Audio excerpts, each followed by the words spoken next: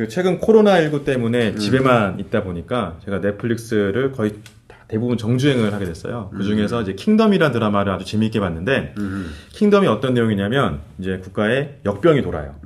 이제 죽어도 죽지 않은 사람들이 막 살아서 좀비처럼 다니고, 역병이 도는 내용인데, 이제 어떻게 보면은 죽어도 죽지 않는, 그래서 계속 이제 그걸 통해서 국가 권력은 이용해서 국가 권력도 장악을 하고 하는 내용의 아주 재밌는 이제 드라마인데, 그걸 보면서 저는 이 생각을 했거든요. 기업들에게도 죽어도 죽지 않는 기업이 있더라. 마치 좀비처럼 죽어야 되는데 죽지 않고 살아있는 기업들. 오케이. 이런 기업들이 있어서 최근에 이런 말이 있습니다. 들어보시는지 모르겠지만 정좀비, 창좀비라는 말이 있어요. 무슨 말이죠? 예, 정책자금 좀비, 예, 창업자금 좀비라는 말이 있듯이 분명히 이 회사의 수명은 다 했음에도 불구하고 계속 그 정부 자금으로 연명해 나가고 있는 그 좀비 같은 회사들을 충분히 있다. 네, 충분히. 얘기해서 오늘 그런 얘기를 좀 해볼까 합니다. 예.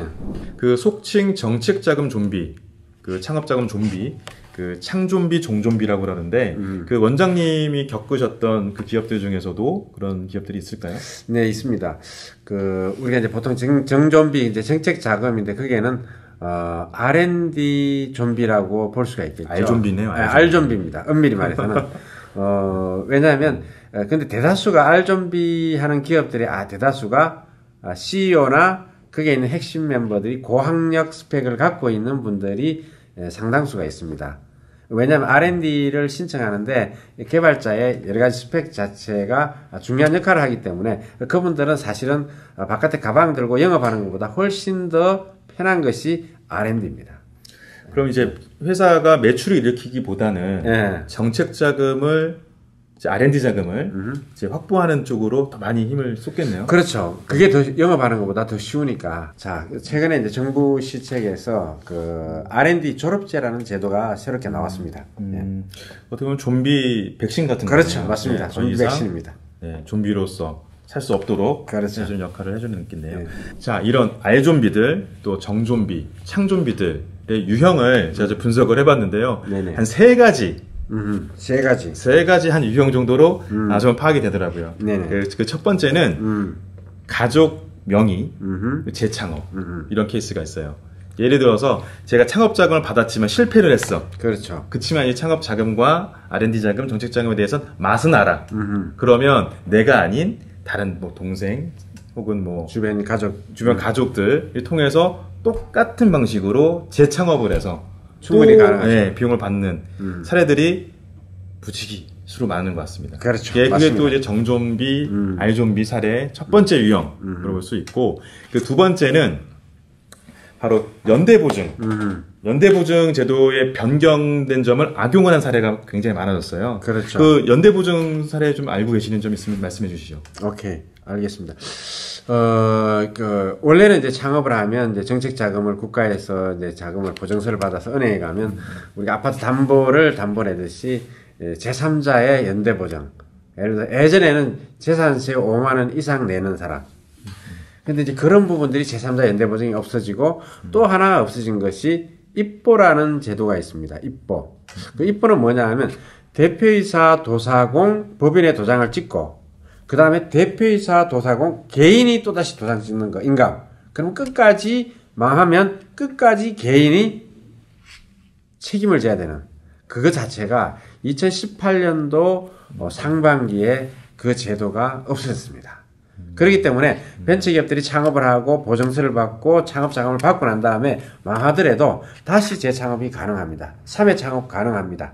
그런 부분들이 이제 책임의 부분이 명확하게 법인에서 단절이 되기 때문에 창업이 활성화된다라고도 볼 수가 있겠죠. 네, 어떻게 보면은 그 재도전의 기회, 대표자에게 한번 망했다고 움츠러들지 말고 재도전하라라고 하는 그렇죠. 제도인데 이것을 악용을 해서 네, 마치 연대보증의 허점을, 제도의 허점을 이용하는 사례가 어떻게 보면은 그 정좀비들 그렇죠. 유형이 될 수 있을 것 같아요. 예. 네, 그 R좀비, 정좀비, 창좀비를 만드는 그 세 번째 유형은 바로 정책자금 브로커가 아닌가 싶습니다.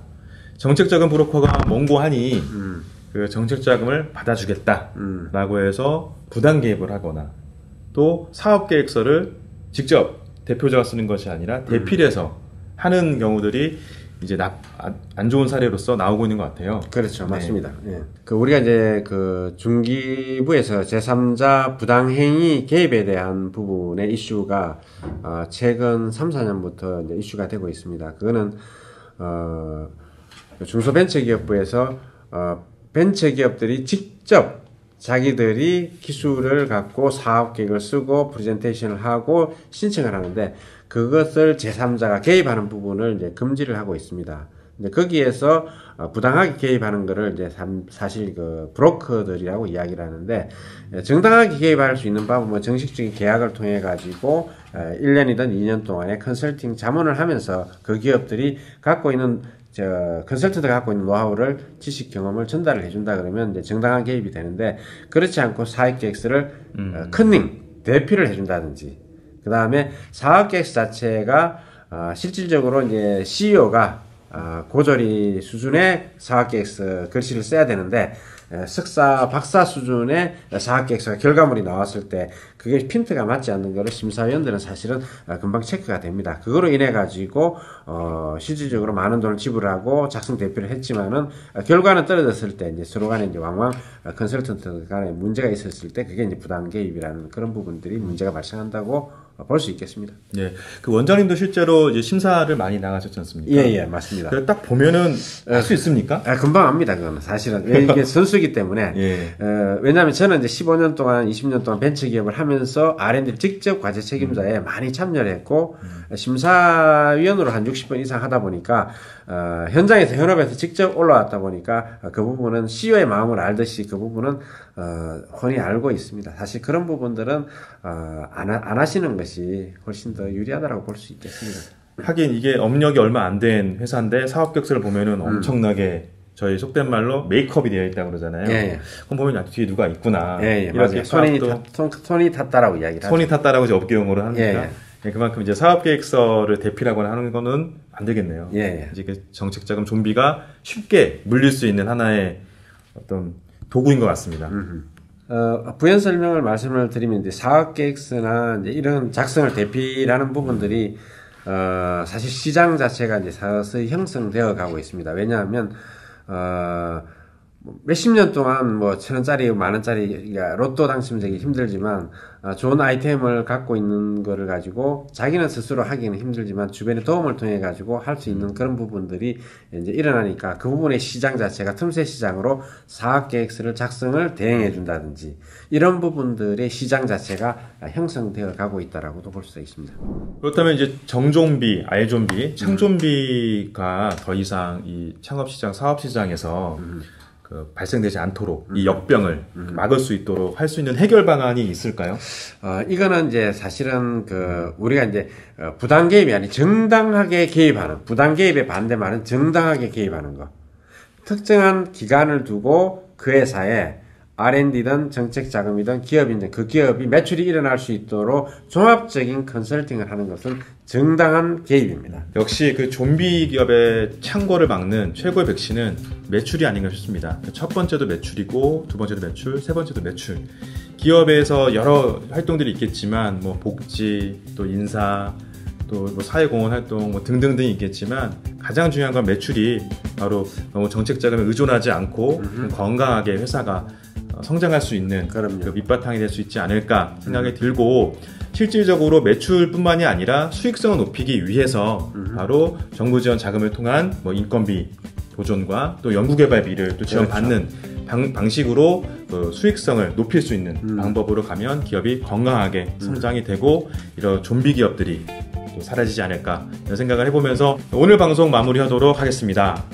구독과 좋아요, 알람 설정은 우리와의 약속이죠. 자, 다음 시간에 또 뵙도록 하겠습니다. 감사합니다.